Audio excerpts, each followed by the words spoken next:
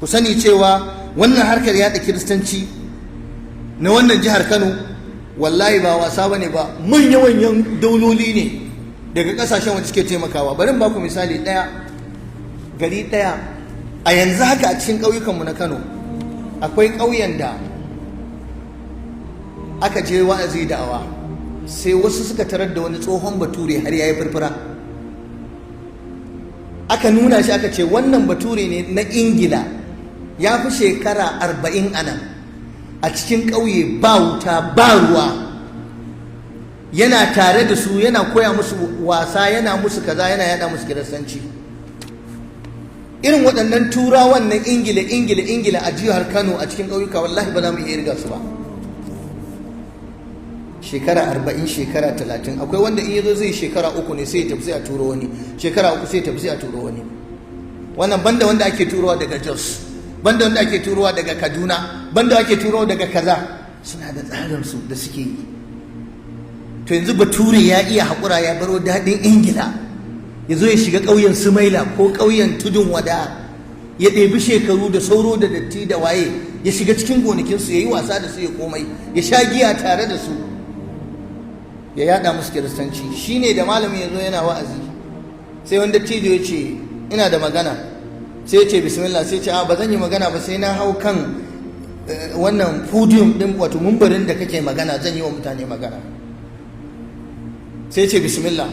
Tsohon ya tashi, kirista ne shi, ya ce ai kun makara ku musulmi, ya ce ai kuna ɓata lokacinku, ya ce ga bature nan a cikin wancan ya fi shekara 30 yana gurin nan, ya je ya dawo, ya je ya dawo.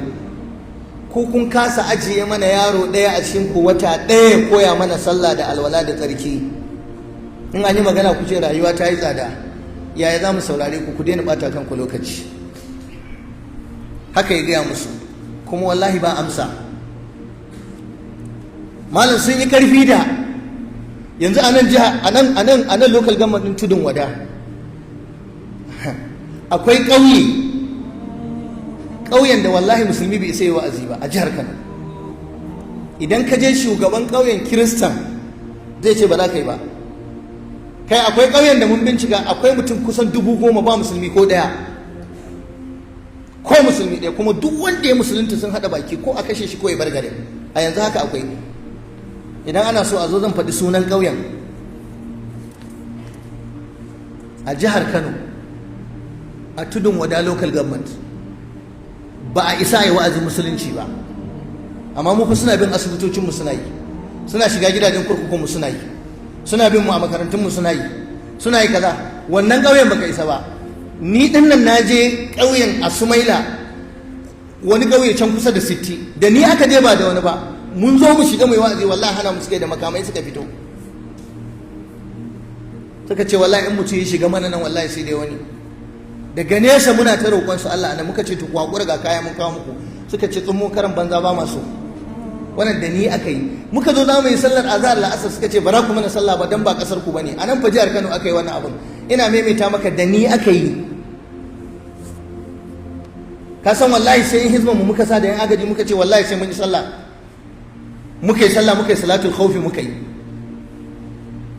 Ga yaran su da sanduna sun zo a jihar Kano. Inna lillahi wa inna ilaihi raji'un. Allah kai mana afuwa. To ku sani cewa suna da hanyoyi da suke yada wannan taimako nasu, ana ba su kuɗaɗe da yawa daga ƙasashen waje.